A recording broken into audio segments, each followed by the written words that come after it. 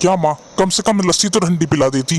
और ये क्या लस्सी है? एक गिलास पानी में 1 चम्मच दही डाल देने से लस्सी नहीं बन जाती माँ। अरे चुपचाप पी लेना, ज्यादा चक्कर चक्कर मत कर। ठीक है तो फिर आप ही पियो अपनी ये बकवास गर्म पानी जैसी लस्सी। अरे अरे बेटा, तू गुस्सा क्यों करता है? जरा ठंडा हो जा बेटा। क्या कहा आपने? ठंडा हो जा? अरे कूलर तो बंद पड़ा है हमारा 1947 के जमाने से। अरे पक्षी रहते हैं उसमें अपने पूरे परिवार के साथ। और ये पंखा छत पर टंगा हुआ है ना, आग उगलता है आग। अब बस भी करो माँ, हद होती है कंजूसी की भी। बस बस चुप कर। अगर इतना सोच समझ कर नहीं चलती ना तो आज।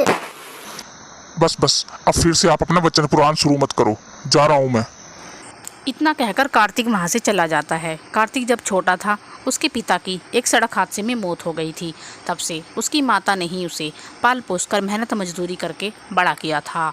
गरीबी का असर पहले से ही था, इसीलिए उसकी माँ पहले से ही बहुत बचत करके चलती थी। लेकिन ये बचत कब कंजूसी में बदल गई खुद उसको भी पता नहीं चला। जब कार्तिक छोटा था तब तो वो कुछ नहीं कहता था, लेकिन अब कार्तिक बड़ा हो गया है और एक अच्छी कंपनी में वो जॉब भी करने लगा है, जिसकी वजह से कार्तिक को अब अपनी माँ की कंजूसी वाली बातों से चिढ़ आने लगती है। कार्तिक जब भी अपनी माँ को कंजूसी छोड़ने को कहता तो वो बहुत गुस्सा हो जाती। ऐसे ही एक दिन, माँ मैं ऑफिस जा रहा हूँ, आज बहुत लेट हो गया तो मैं वहीं पर कैंटीन से ही खाना खा लूँगा। ओए रुक जा, ये ले अपना टिफिन लेता जा।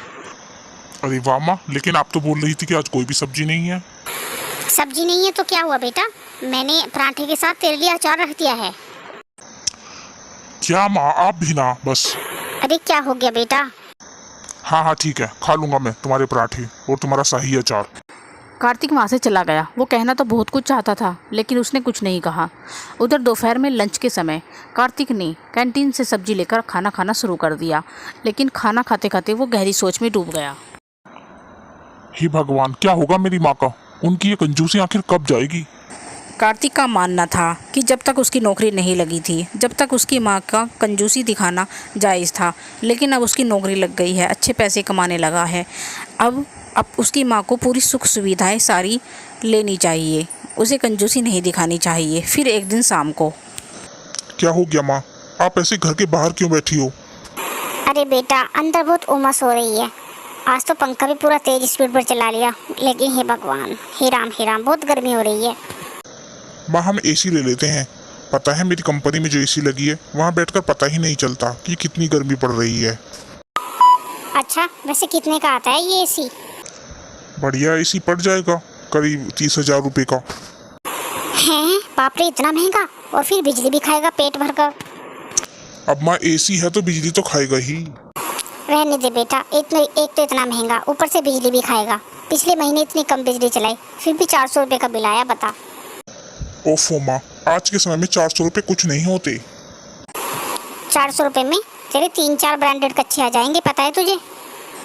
तो आप चाहती हैं कि मैं उन 3-4 कच्छे में ही अपनी पूरी गर्मी गुजार दूं? हद है माँ यार आपसे भी। कार्तिक खिसियाना सा होकर अंदर चला जाता है। फिर अगले दिन, कार्तिक तैयार हो गया क्या बेटा? हाँ माँ, पर अभी भी सोच लेते हैं, अभी मेरी उम्र ही क्या है माँ। ये लो, पूरा 25 का हो गया। अब नहीं तो कब शादी करेगा भला, बता तो। कार्तिक को उसकी माँ उसकी शादी के लिए लड़की दिखाने ले जा रही थी।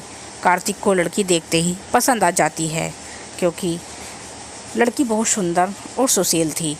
कुछ ही दिनों में शादी हो जाती है और सीता विदा होकर घर आ जाती है। अगली सुबह सीता को प्यास लगी थी। वो जैसे ही फ्रिज के पास जाती है और फ्रिज खोलकर देखती है तो चौंक जाती है। हैं? फ्रिज में कपड़े कौन रखता है भला? कार्तिक के घर में फ्रिज तो था, लेकिन उसकी माँ उसे फ्रिज को यूज नहीं करती थी, बल्कि उसमें अलमारी की तरह यूज करती थी, उसमें कपड़े रखकर। सीता उस फ्रिज को देख ही रही थी कि तभी पीछे से उसकी सास आई। क्या हो बेटी?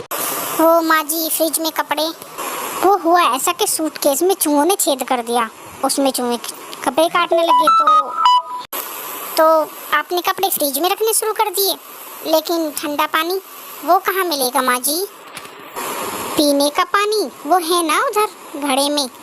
और तुझे पता है, ये घड़ा तेरे ससुर जी लाए थे जब मेरी गोद में कार्तिक था। और इस घड़े का पानी इतना ठंडा होता है कि सारे फ्रिज इसके सामने फेल हैं। अच्छा ठीक है।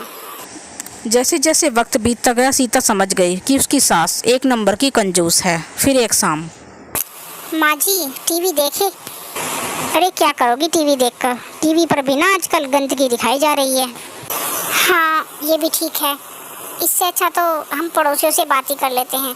अरे हाँ याद आया माँ जी, जब कल मैं ऊपर छत पर गई थी तो वो बराबर वाली आंटी है ना, मैंने उनसे नमस्ते की लेकिन उन्होंने कुछ जवाब ही नहीं दिया। क्या उनको कम सुनाई देता है क्या? क्या? अरे कम सुनाई नहीं देता उसे, उसने तुझे इग्नोर कर दिया होगा। मेरी तो बहुत बार लड़ाई भी हो चुकी है उससे, हमसे नहीं बोलती, वो मतलब ही नहीं रखती। सीता को कुछ ठीक नहीं लगा और उसी रात उसने फिर कार्तिक से बात की। देखो सीता, जिन आंटी को तुमने देखा था ना, उनका नाम जानकी है। हमारी उनसे कोई लड़ाई नहीं है, बस हम उनसे बात ही नहीं करते। पहले हमारे रिश्ते बहुत अच्छे थे, लेकिन माँ की कंजूसी की वजह से हमारे आपस में रिश्ते खराब हो गए हैं। इस तरह से कार्तिक और सीता की शादी को पूरा 1 साल बीत गया और फिर से गर्मी आ गई। इस बार तो कड़ाके की गर्मी थी। फिर एक दिन सीता की तबीयत खराब हो गई, उसे काफ़ी तेज बुखार हो गया। उसने कार्तिक को फ़ोन करके बुलाया। तुम तो पूरी तरह से तप रही हो, चलो डॉक्टर के पास चलते हैं। अरे तू चिंता क्यों करता है, बुखार ही तो है। मैंने खिचड़ी बनाई है इसके लिए, शाम तक इसका बुखार ठीक हो जाएगा। और ये ले पानी, इसके माथे पर पानी की पट्टी रख दे, फिर देख झट से कैसे इसका बुखार ठीक होता है। कार्तिक ने जैसे ही पानी में हाथ डाला वो हल्का गर्म था। कार्तिक के सब्र का बांध अब टूटने लगा और वो गुस्सा हो गया। माँ बस बहुत हो गया, आपने तो हद ही कर दी। आपकी कंजूसी अब तक चली है लेकिन अब नहीं चलेगी। आपकी कंजूसी की हद होती है। आज अगर आपका फ्रिज ठीक होता तो ठंडा पानी तो मिल जाता माथे पर पट्टी रखने के लिए। अरे तो इतना भड़क क्यों रहा है, जाकर जूस वाले की दुकान से 5 रुपए का बर्फ ले आ। इसमें कौन सा बड़ी बात है, माना कि तेरी बीवी है लेकिन मेरी भी तो बहू है, मैं कोई इसका बुरा थोड़ी ना चाहूँगी। अब बस भी करो माँ, इतनी कंजूसी ठीक नहीं होती। तुमने तो कंजूसी की हद ही कर दी। बस अब तुम्हारे साथ मैं नहीं रह सकता, मुझे तो कुछ और करना ही होगा। तुम अकेले ही रहोगी अब। आज कार्तिक ने गुस्से में बहुत बड़ी बात कह दी थी। फिर कार्तिक अपनी बाइक की तरफ चला तो उसने देखा कि उसका टायर पंचर हो रखा है।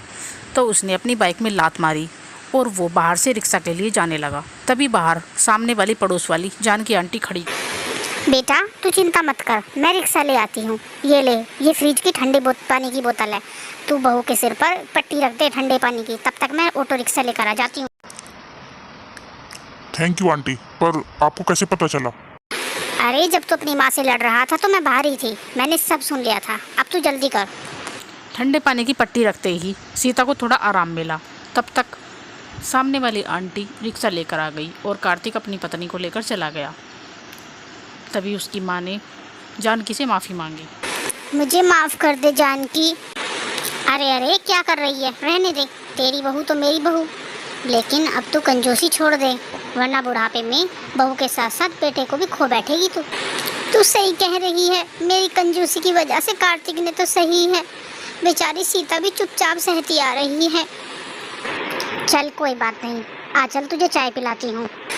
नहीं मैं कल आऊँगी, अभी मुझे फ्रिज साफ करना है और फ्रिज से वो काम लेना है जिसके लिए वो बना है।